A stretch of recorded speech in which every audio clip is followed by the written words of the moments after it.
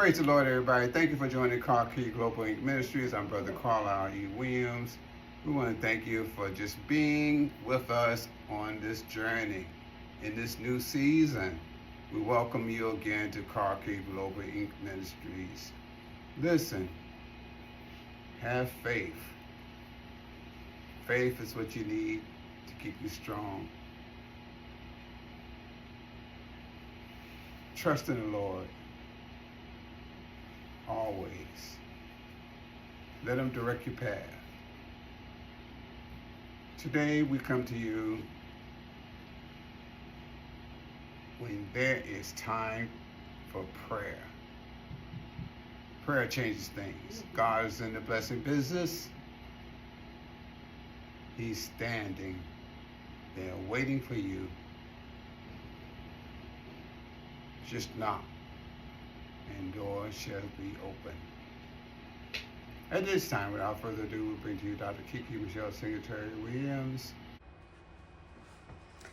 So tonight we're going to talk about advocacy and mental health.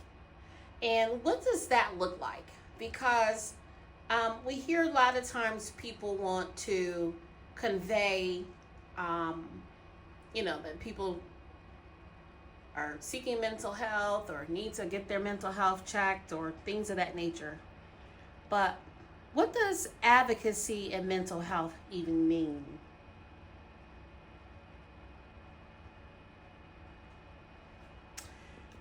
It means that we are showing empathy. All right. While I may never know how it feels to X, Y, and Z, I'm going to still empathize with my neighbor. Although it might not be anything that I myself have ever endured, I can still show support. Empathy means I can still embrace a child as they adjust to a new diagnosis. Many times folks get new information and it's scary. It's new. It seems, impossible. But we want people to feel like they have the freedom and the support enough to exist. And empathy means, guess what? I'm going to be there for the family. Have you shown empathy? Okay?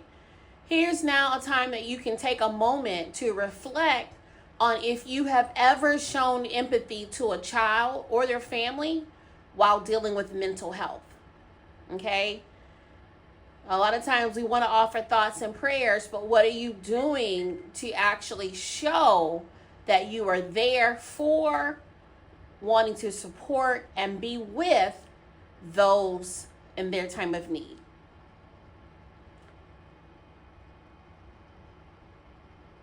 So take all the time you want. Feel free to move back to this part of this presentation and we will move on. You want to be a voice. You want to speak up for a child, adult, senior, or anyone with a heartbeat. Okay? And be sensitive to what they may be going through. Our job is to gather as many resources as we can. Telling somebody to go look it up is understandable, but many times people reach out because they need help. We don't want to just give everybody a referral. We want to be able to hand them as much information towards those resources as possible. And then enlighten a family on what you have assessed, okay? So nobody needs you to re-diagnose or overdiagnose or underdiagnose, but you want to be able to realize the reality of where that child, that family, that person is in terms of their mental health, and then also seek ways to adjust and to assist them to adjust. Now, some of my professionals and educators will know what these assessments look like, And sometimes based on the industry, they may look differently. But you want to make sure you are offering proper assessments within your classroom, within your program, within your industry, okay? Every sector in life has ways that you can assist others to get the help that they need, okay? So we can't talk in terms of generalizations without facts. If you think that something is going on with someone in your care or in your surroundings, you have to have proof of what you suggest, okay? And so these are just a short list of assessment tools. Many times the educators will have these very close within reach, or you can also position yourself to get with organizations that provide assessments, most times without any additional fees. Okay? And these are just a couple of scenarios. We're talking about advocacy. We're not talking about having all the answers. We're not talking about a list of what you should do and reasons why you didn't do certain things. That's why you're here. That's not what advocacy is. Advocating for someone is being their support so that they can get through a tough time, tough situation, okay? Not pointing out flaws and failures. So in this scenario, how can you advocate for a child with depression? Think about it. Do you know the signs of depression? Do you understand the unspoken language of a child that may present with depression? Okay, these are things to think about, and you want to actually have in your own arsenal ways that you can assist because you've prepared. Okay, so be prepared to advocate and assist a family that you are in the presence of whose child may be suffering with depression. Okay. How can you advocate with a child diagnosed with phobias?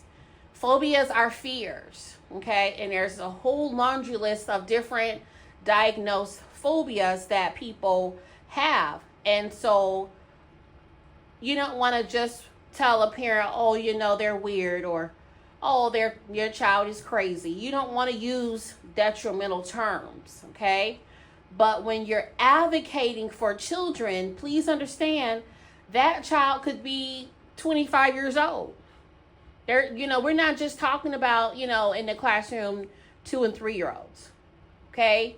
So how do you advocate for a child who may be diagnosed with something that you may not even have any experience with? How do you advocate for a child diagnosed with ADHD? Many times those children have medications, and those medications never really make it to that child's system until they have come in from their day-to-day interactions in the community all day. So if you are in an organization, a classroom, or any space with a child who has ADHD and has not been medicated, then you might see a different response from that same child than maybe their parents or guardians may see. Okay? How do you advocate for them? How are you assisting them? Criticisms, a laundry list of things they never do or couldn't get right is not the answer. Okay? But be thinking about it. How do you advocate for a child with a sleep disorder? Okay? So some of us think about mental health as, people just being ungrateful or, not counting their blessings and think they're too good for this and too good for that. When advocacy means I'm going to help as best as I can provide support without belittling that child, without making disparaging comments. Okay, so if I'm advocating for a child with a sleep disorder, guess what? I'm doing my research for all of these areas for advocacy, okay? I'm going to make sure I've done my research, but what can I do to assist that child family unit? Okay? Gossip, horror stories of a child who never slept for 5 days straight. I'm sure there is a method to the madness, but how is that being helpful? Okay? We want to confirm before we share that things that we're doing is helpful. If we were in that situation, is that information that we ourselves would appreciate? Okay? And have you been an advocate? How have you been an advocate? Even if your advocacy hasn't been listed or named here or mentioned, how have you been an advocate for the families you serve? And you might say, well, I don't serve families. Hey, I work my 9 to 5 and I go on about my business. But if you're in the community at the bus stop, okay, if you're at the restaurant, the grocery store, if you're at a faith-based business, or you're in a community at all, we have to wear the hat of advocacy, okay? What did you do to help? What do you do when your help is not warranted, not appreciated? You got to understand that as an advocate, sometimes people have in the past presented themselves as helpers who only caused more harm. So sometimes those that you want to help have certain triggers that make them question if you are really there to help, okay? So write down, how have you been an advocate for the families that you serve? All right? And this is what advocacy look like, okay?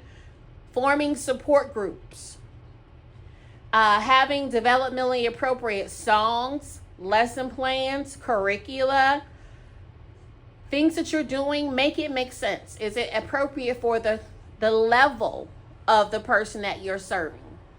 Have a resource center, okay? Newsletters, surveys, potlucks, okay? Shoe and sock drives. And at the bottom, probably a little difficult to see, listening. A lot of times we don't have time to listen. We don't want to hear that, okay? But this is how you advocate for others, okay? And I want to tell you that in case you are in a community where you don't feel like you have the support that you need, please reach out. We are stronger together. And so many times people need help and resources outside of business hours. So please, please, please feel free to reach out so that we can connect you with services that are available for you, okay? And I want to take a moment to just remind everybody how important it is to get mental health, to check your mental health, get mental health checks, check yourself. Own the thoughts that you think. Why am I thinking like this? Why does this keep coming to mind? Is certain things that are presenting themselves to me, is it a crime? Okay? Could you get in big trouble for even thinking or even considering following through on certain behaviors? Check your mental health. And a good way to help refresh yourself with your thoughts is to consider what you're feeding your mind. Just like we are the result of what we consume, so is our minds. So if my mind is being filled with filth and negativity and drama and chaos, and we're doing this whole scroll thing day in and day out, we are getting that as our mental nutrients. So a lot of times, and I'm not saying anything is wrong with it, but a lot of times we have to redirect our sustenance that we get mentally. What you see, what you hear, what you allow into your spirit, into your mind, you've got to adjust it, because then those are the thoughts that you think. One thing people talk about with AI is the algorithm. And they'll say, oh, the algorithm, I'm not sure why it's not showing me this, or they blocked this, or I saw more of that and didn't see any of this. We've got to be very, very careful, because if you are spending amounts of time on certain information, certain types of videos, certain types of materials, and the algorithm is, your system is keeping track of how long you kind of stayed on this video, how long you communicated, or how much you liked certain types of material and content, then the algorithm is going to send you more and more of that. So sometimes people say, wow, why am I getting all these fight videos, or all these, derogatory videos, or all these, wellness videos? It could be anything, because the more you look for or search for or see or consume that kind of content, that algorithm is going to feed you more of that. Okay? So sometimes you got to reset your algorithm in real life as well. Hey, I want to see more, things about, wellness and hope and healing, or, less of the detriment and things of that nature. Even, with our climate, sometimes there's so many things that come up, and we're watching it and we want information, we want to be informed, but guess what? On the other hand, some of it is AI. Some of the videos are not even true. So be very mindful of what you're feeding your mind, because even though you might be, on your tablet, on your device, on your computer, on your phone, consuming that, it's still having an impact on your thinking. And if you're looking at somebody just always posting, their big buys and great successes, you can then get into a dangerous territory of almost really just being more involved in their lives than in your own life and your business that you have to handle for yourself. Whether you have a brick and mortar or home-based business, that's one line of thinking, but you have to handle your day-to-day individual thinking as well, right? You have stuff to take care of, right? That concerns your own health and safety. So in this time, advocating for mental health, advocate for your own mental health. Train yourself to think more positive thoughts, to not be pulled into the gravitational pull, so to speak, of negative thoughts. And people say, well, I can't control what comes to my mind. Sure you can.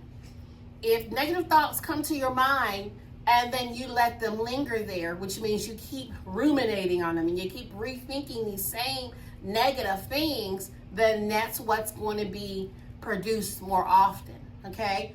But if you say, you know what, I'm not going to think like that, and sometimes it may mean you putting on some positive music. That may mean that you're putting on inspirational podcast. That may mean you just start, praying or meditating. Do what you have to do so that you're retraining your mental thoughts and processes, because so many times people are looking online and they are imagining or becoming very involved in intrusive thoughts that other people are going through or living through, or successes or failures.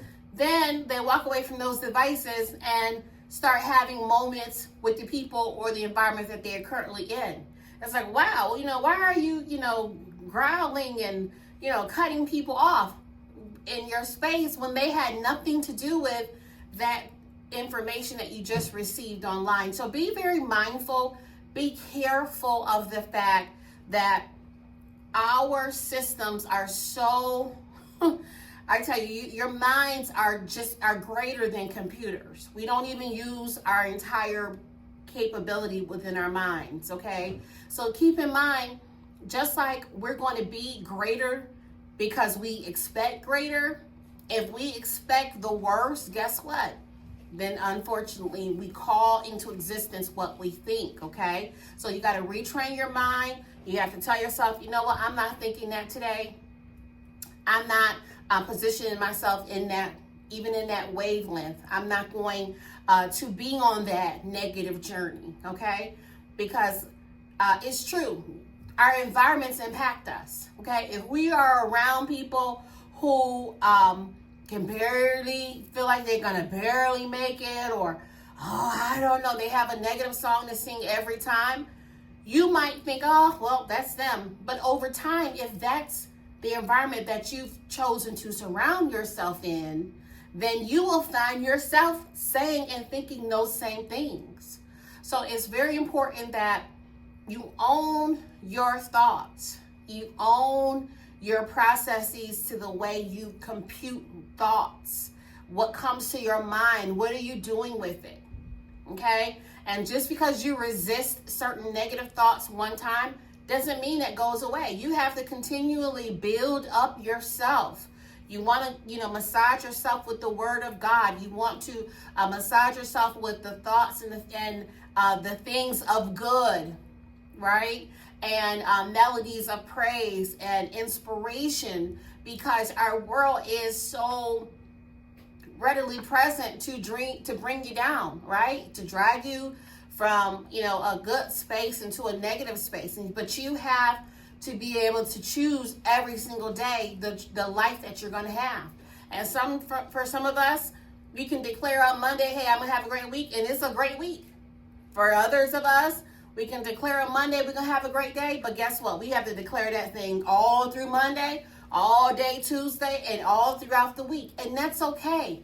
You have to make sure that you understand the power that you have. We don't just lay down and let the enemy present negative and foolishness to us every single day, because then we start to act it out, because our word says, as a man thinketh, so is he. So we have the power, and it's time for you to take back your power. You are a powerful woman of God. You are a powerful man of God, and it's time for you to take your rightful space and place so that you can move the kingdom of light forward. My friends, it's been an absolute pleasure to chat with you today. Hopefully you are being an advocate for mental health. Start with your own. Change the stinking thinking. If you're thinking stinking thoughts, stop doing it. Okay? You can talk to yourself and say, I'm not doing that today. I'm not going down that negative road. You know why? Because many times the enemy will present you negative thoughts, and the next thing you know, you're voicing it off of something that the enemy fabricated and made it seem real to you. Just like the word of God says, he walketh to and fro, seeking whom he may devour. He's trying to destroy us. But we are in his hand, in God's hands, and he said that he will never leave us and never forsake us. But the battle is waged, fought, and won in the mind. All right? So reach out to us. Feel free, if you feel led to bless us. You can reach out to us on our website to bless our endeavors here through donations, which are tax deductible, okay?